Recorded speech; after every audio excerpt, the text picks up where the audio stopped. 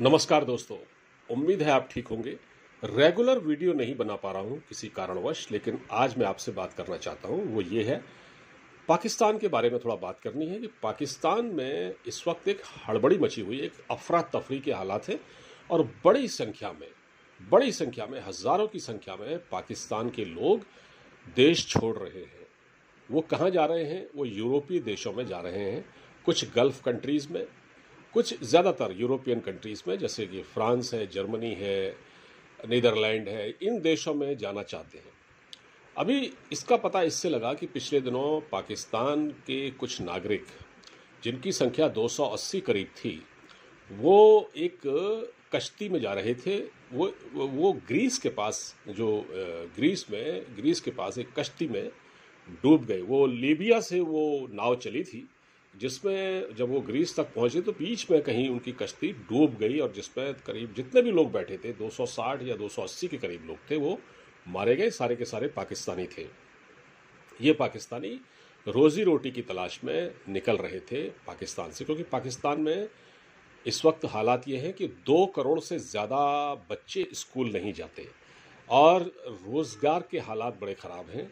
तो क्योंकि कंट्री की इकोनॉमी बहुत ख़राब है, आईएमएफ से लगातार ये लोन लेते हैं। अभी हाल ही में इन्होंने लोन लिया, उससे भी कुछ नहीं होना, क्योंकि 2-4 महीने चल जाएगा, फिर वो मांगने जाएंगे उसके पास। कुछ सऊदी अरब दे देगा, कुछ चाइना मदद कर देगा, लेकिन ये लोग जा रहे हैं। और इसमें उनके जो वहाँ जो कुछ ट्रैवल एजेंट हैं वो एक्टिव हैं। वो इस काम में, जिसको हम कबूतरबाजी कहते हैं ना, बाहर भेजना, वो इलीगल तरीके से, जैसे वहाँ से उनको ईरान का बॉर्डर क्रॉस करा देते हैं, फिर ईरान से वो धीरे धीरे टर्की पहुँच जाते हैं, टर्की से फिर वो समुद्र के रास्ते, फिर वो होते हुए लीबिया वगैरह होते हुए फिर वो ग्रीस जाते हैं। फिर ग्रीस से वो विदेशों में जहाँ जहाँ वो जा सकते हैं जा रहे हैं। क्योंकि देखिए, जो अभी माइग्रेंट्स जो हैं, जो जिस तरह से जो आ रहे हैं यूरोपियन कंट्रीज़ में, उस पर अब काफ़ी सख्ती हो गई है। जो ये फ्रांस में जो घटना हुई अभी पिछले दिनों, जो दंगे फसाद फ्रांस में हुए, जितना भारी नुकसान हुआ, जितनी मारकाट फ्रांस में हुई, फ्रांस भी अलर्ट हो गया है।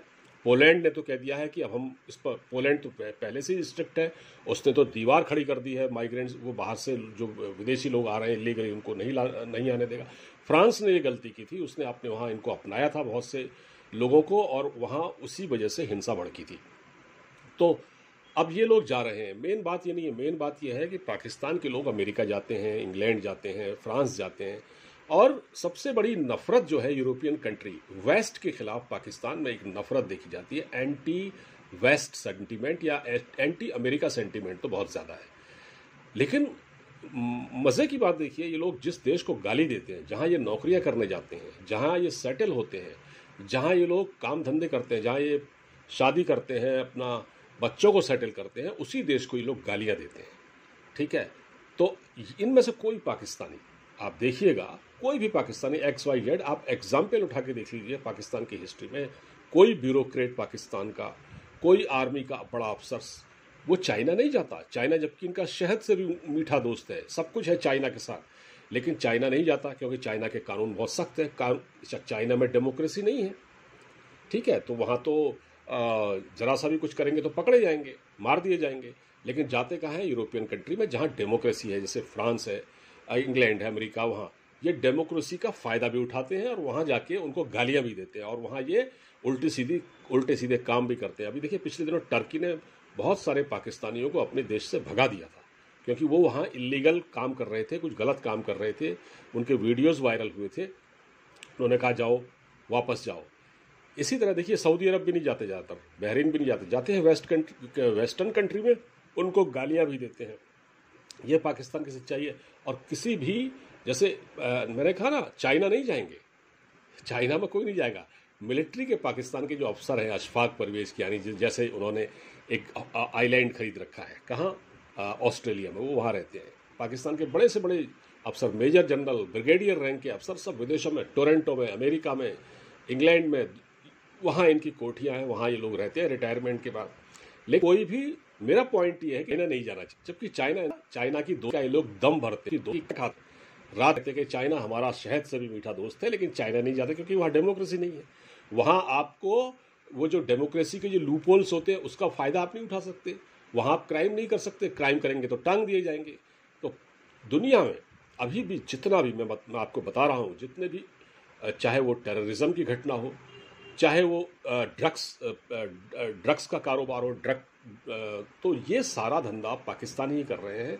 बड़ी संख्या में पाकिस्तानी इस वक्त पकड़े गए हैं इस मामले में, और इसीलिए पाकिस्तानी पासपोर्ट की सबसे ख़राब रैंकिंग है। पाकिस्तान का पासपोर्ट बस सूडान से ही थोड़ा ऊपर है, बाकी पाकिस्तान के पासपोर्ट की रैंकिंग बड़ी ख़राब है और इनको वहाँ आने नहीं दिया जाता। लेकिन ये इलीगली जा रहे हैं। अब देखिए बड़ी संख्या में, अब वहाँ से कोई ब्यूरोक्रेट उठ के नहीं जाएगा इस तरह से, ठीक है। वो लोग जाएंगे तो प्रॉपर तरीके से आएंगे, और उनके पास तो बहुत पैसा है, उनके बच्चे भी सब बाहर पढ़ रहे हैं, तो गरीब आदमी जा रहा है, गरीब आदमी जा रहा है। वो अगर पकड़ा जाता है तो वो जेल में उसके खिलाफ एक्शन भी होता है।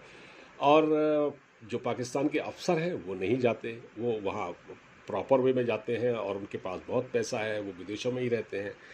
अच्छा, पाकिस्तान में क्या है कि जो मिडिल क्लास है वो एग्जिस्ट नहीं करता, और जो या तो वहाँ पर छोटे से छोटा आदमी है या फिर वो बहुत बड़ा आदमी है जिसके पास एक एक घर में 4-4 गाड़ियाँ हैं, जो रईसों जैसे बड़े ठाठ हैं उसके, वो जीता है। तो मेरा पॉइंट ये था कि पाकिस्तान के लोग जिस अमेरिका को गाली देते हैं, जिस वेस्ट को लगातार गाली देते हैं, जिसको वो काफिर कहते हैं, काफिर मुल्क, तो वहाँ फिर जाते क्यों हैं नौकरी करने के लिए, वहाँ बसने के लिए जाते क्यों हैं?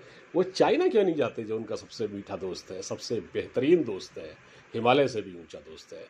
तो ये हिपोक्रेसी है पाकिस्तान में। पाकिस्तान में बड़ी अजीब टाइप की एक सिचुएशन है।